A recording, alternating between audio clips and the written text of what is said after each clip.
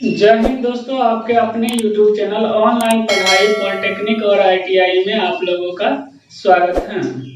पिछले वीडियो में हम लोग ने बल की परिभाषा और संतुलित बल और असंतुलित बल को देखे थे। इस वीडियो में जो है हम लोग क्या करेंगे, बल की प्रकार के बारे में जानेंगे, यानी बल के कितने प्रकार होते हैं मुख्यतः और उसकी क्या-क्या डेफिनेशन होती है, ब्रीफली उसके जो है उसके बारे में स्टडी करेंगे। तो मेरे साथ जो है वीडियो के अंत तक बने रहिए। पहला जो दे रखा है बल के प्रकार में संपर्क बल और असंपर्क बल। क्या दे रखा है? पहला जो दे रखा है वो दे रखा है संपर्क बल और असंपर्क बल, यानी contact force, non contact force. तो कॉन्टैक्ट फोर्स क्या होती है? तो वह बल जो कांटेक्ट में आने के बाद, यानी वस्तु के कांटेक्ट में आने के बाद, संपर्क में आने के बाद लगती है, उस तरह के बल को हम लोग क्या बोलेंगे? संपर्क बल। जैसे कि सिंपल में अगर हम लोग को इसका कवर खोलना है तो बिना इसको छुए हम लोग कवर नहीं खोल सकते हैं। इस हाथ को इस कवर के संपर्क में लाना पड़ेगा, तब जाके इस पे बल लगाएंगे तब ये खुलेगी। ठीक है, बिना संपर्क में लाए इस पे हम लोग बल नहीं लगा सकते हैं। तो वैसी बल जो संपर्क में, यानी वस्तु के संपर्क में लाने के बाद बल लगती है, उसको हम लोग क्या बोलेंगे? संपर्क बल। जैसे कि अगर हम लोग इसको इस तरह से खोलें, ठीक है, तो ये संपर्क बल हो गया। दूसरा चीज, अगर हम इसको इस तरह से कर रहे हैं, इस पे बल लगा रह सकते, तो ये हो गया मेरा संपर्क बल। चश्मा खोले तो बिना चश्मा को पकड़े हम लोग नहीं खोल सकते हैं। ठीक है, तो वैसी बल जो एक वस्तु से दूसरे वस्तु के संपर्क में आने पर जो बल लगती है उसी को हम लोग बोलेंगे संपर्क बल। और जो बिना संपर्क में आए, यानी एक वस्तु दूसरे वस्तु के बिना संपर्क में आए, अगर उस पे बल लगाता है तो उसी को हम लोग बोलेंगे असंपर्क बल। जैसे अगर मान चलिए अगर आप लोग को मारपीट करनी है, ठीक है, अगर दूसरे को टेंशन देनी है, तो आप लोग अगर बिना उसे मारे पीटे ही दूर से ही आप लोग उससे बात करते हैं। जैसे कि हो गया एक तरह से ऑनलाइन पढ़ाई, दूसरा हो गया ऑफलाइन पढ़ाई। तो ऑनलाइन पढ़ाई में क्या करते हैं आप लोग? घर बैठ के बातचीत करते हैं यदि पढ़ते हैं। ऑफलाइन में क्या होता है? आप क्लासरूम आते हैं उसके बाद पढ़ते हैं। तो ये जो है एक तरह से असंपर्क बल, बिना कांटेक्ट में आए एक दूसरे से जान पहचान किए हुए बल लगाता है, तो उस तरह के बल को क्या बोलेंगे? असंपर्क बल। और संपर्क में आने के बाद, यानी एक दूसरे से परिचय करने के बाद, एक दूसरे के नजदीक आने के बाद जो बल लगता है उसी को बोलेंगे संपर्क बल। तो इसका भी क्या होता है? प्रकार होती है। तो संपर्क बल में देखिए पहला क्या दे रखा है? नॉर्मल फोर्स, अभिलंब बल या नॉर्मल फोर्स। क्या दे रखा? अभिलंब बल या नॉर्मल फोर्स। तो अभिलंब बल क्या होती है? अगर कोई वस्तु किसी सतह पर रखी हुई है, चाहे वह सतह कैसा भी हो, ठीक है, जैसे ये है, तो इस पे अगर ये मार्कर रखा हुआ, तो इस सतह जो है इस मार्कर पे एक बल लगा रही है। ये बल जो होगा उसी बल को हम लोग क्या बोलते हैं? अभिलंब बल या नॉर्मल बल। जैसे कि मान चलिए यह एक सतह है, ठीक है, और इस पे एक क्या रखा हुआ? ब्लॉक रखा हुआ है, ठीक है, एक गुटका रखा हुआ लकड़ी का, और ये क्या है? पृथ्वी है। नीचे क्या है? ये पृथ्वी है ये। और पृथ्वी क्या करेगा? इस गुटका को ऊपर की ओर एक बल लगाएगा, यानी ऊपर की ओर एक बल लगाएगी। उसी बल को हम लोग क्या बोलते हैं? अभिलंब बल। क्या बोलते हैं? अभिलंब बल। अगर यही गुटका अगर पानी में रहे, किसमें रहे? पानी में रहे, और इसके ऊपर मान चलिए गुटका है और पानी में रहे, तो पानी जो है इसके ऊपर बल लगाएगा, उसको बोलते हैं उत्प्लावन बल, बायनेंसी फोर्स। ठीक है, अगर ये गुटका जो है ठोस सतह पर है, अगर ये इस तरह का बल लगाएगा तो वो हो जाएगा ये अभिलंब बल। अगर यही पानी में है, किसी तरल पदार्थ में है, अगर उस पे ऊपर की ओर कोई बल लग रही है तो उसको बोलते हैं उत्प्लावन बल। इसके लिए भी एक चैप्टर है, उसमें हम लोग डिटेल से पढ़ेंगे। ठीक है, तो नॉर्मल फोर्स क्या होती है?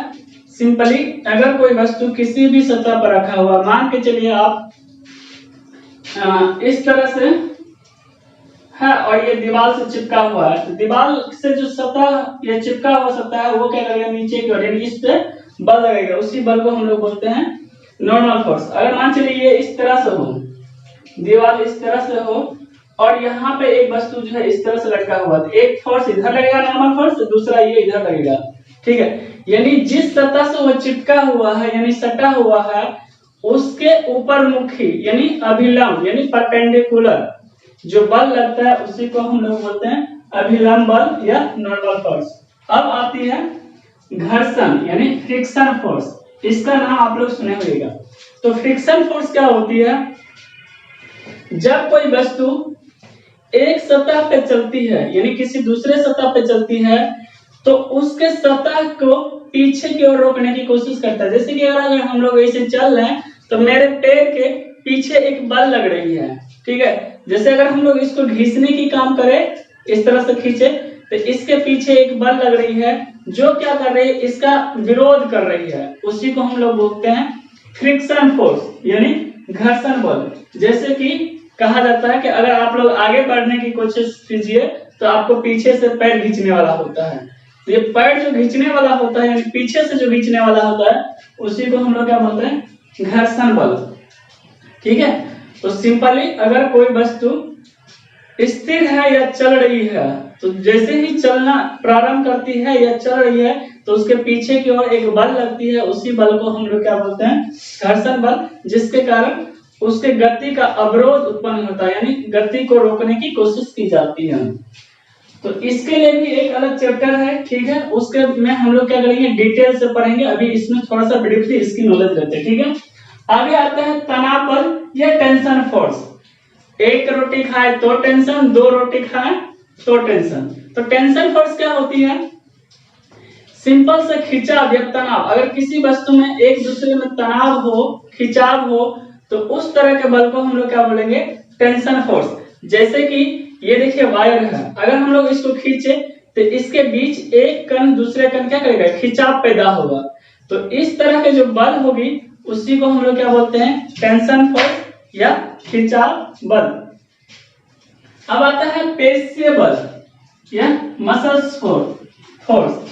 तो पेशीय बल क्या होता है, तो मसल के द्वारा जो बल लगाई जाती है उसी को हम लोग क्या बोलते हैं, पेशीय बल। जैसे कि मान लीजिए अगर हम लोग भारी सामान उठा रहे हैं तो मेरी मांसपेशी के द्वारा, ठीक है, बल लगाई जाती है जिसके कारण वो वस्तु ऊपर उठ जाती है, या जहां से एक जगह से दूसरी जगह ले जाना है तो वो वस्तु वहां से एक जगह से दूसरी जगह चली जाती है। तो मसल के द्वारा जो बल लगाई जाती है उसी को हम लोग बोलते हैं मसल्स फोर्स। जैसे आप लोग बॉडी बनाते होइएगा तो बॉडी बनाने के क्रम में क्या होता है, मसल्स मेरा पंप करता है और ये बहुत ज्यादा दर्द करता है, तो इसके द्वारा क्या होता है कि बल लगाया जाता है, उसी मसल्स को हम लोग क्या बोलते हैं, पेशीय बल। पेशीय के द्वारा यानी मांसपेशी के द्वारा जो बल लगाया जाता है उसी को बोलते हैं पेशीय बल या मसल्स फोर्स। अब आती है असंपर्क बल, नॉन कांटेक्ट फोर्स, यानी बिना संपर्क में आए हुए जो बल लगता है उसी को हम लोग क्या बोलते हैं, नॉन कांटेक्ट फोर्स या असंपर्क बल। तो पहला दे रखा है गुरुत्वाकर्षण फोर्स, ग्रेविटेशनल फोर्स। इसके लिए भी एक अलग चैप्टर है जिसमें हम लोग इसके बारे में डिटेल से स्टडी करेंगे। तो यहाँ पे देखते हैं क्या होता है गुरुत्वाकर्षण फोर्स। तो गुरुत्वाकर्षण वो फोर्स होता है कि जैसे कि मान के चलिए ब्रह्मांड में बहुत सारे आकाशीय पिंड है, ठीक है, तो वो अगर आकाशीय पिंड के बीच कुछ ना कुछ अगर द्रव्यमान है, अगर आकाशीय पिंड में द्रव्यमान है, अगर वो एक दूसरे वस्तु को रखा हुआ यानी सेपरेट है, तो उसके बीच एक बल, आकर्षण बल लगती है, उसी बल को हम लोग क्या बोलते हैं, गुरुत्वाकर्षण फोर्स। जैसे कि मान चलिए ये मार्कर है, ये दूसरा मार्कर है, तो ये दो वस्तु है, इसकी कुछ द्रव्यमान होगा यानी वजन होगी, और द्रव्यमान है तो इनके बीच एक अट्रैक्शन फोर्स लग रही है यानी बल लग रही है। इसी आकर्षण बल को ही हम लोग क्या बोलते हैं, गुरुत्वाकर्षण फोर्स कहते हैं, ठीक है। अब ये गुरुत्वाकर्षण फोर्स कितनी लगेगी, ठीक है, ये कैसे निकाली जाती है, इसके लिए एक अलग चैप्टर होती है, उसमें हम लोग पढ़ेंगे इसकी मात्रा क्या होती है, इन सारी चीज के बारे में हम लोग पढ़ेंगे। लेकिन सिंपली अभी इतना जानना है कि अगर कोई दो वस्तु है उसमें द्रव्यमान है तो उस दोनों वस्तु के बीच एक आकर्षण बल लगती है, उसी आकर्षण बल को हम लोग क्या बोलेंगे, गुरुत्वाकर्षण फोर्स कहते हैं। अब आती है चुंबकीय बल, मैग्नेटिज्म फोर्स, मैग्नेटिक फोर्स। तो मैग्नेटिक फोर्स क्या होती है कि वह फोर्स जो चुंबकीय पदार्थ द्वारा लगाया जाता है, चुंबक और चुंबकीय पदार्थ के बीच बल लगती है, उसी को हम लोग बोलते हैं चुंबकीय फोर्स। जैसे कि एक और चुंबक ले लिए, दूसरा और क्या ले लिए, लोहा ले लिए। तो अगर जैसे ही चुंबक को लोहा के नजदीक लाएंगे तो ये चुंबक क्या करता है, लोहा को खींच लेता है। तो लोहा क्या हो गया, चुंबकीय पदार्थ हो गया, और एक तरफ क्या हो गया, चुंबक हो गया। तो इनके बीच एक आकर्षण बल लगती है, या इसी को अगर अपोजिट डायरेक्शन में जाए तो ये रिपेल भी करता है, यानी एक दूसरे से दूर भी भागती है।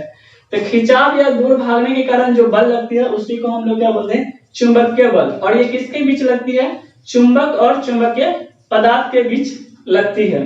तो आप लोग ने बचपन में खेले हुए चुंबक लेके, तो उसके बीच देखते हुए कि दूर से ही भागते रहती है। ठीक है, जैसे एक चुंबक यहाँ है, दूसरा चुंबक यहाँ है, इस तरह से इसको खिसकाते रहते हैं तो ये आगे बढ़ते रहती है।